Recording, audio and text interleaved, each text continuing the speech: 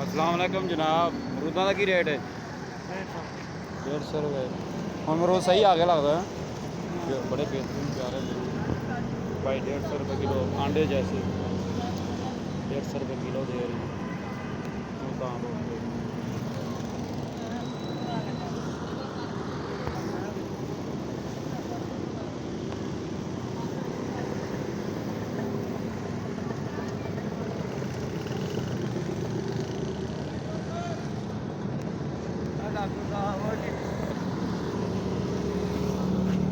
Kilo कैसे दे रहे हो? माशाल्लाह सजावट तो बड़ी अच्छी की हुई है, बड़े स्टाइल से जोड़े हुए। की रेट लाया सर?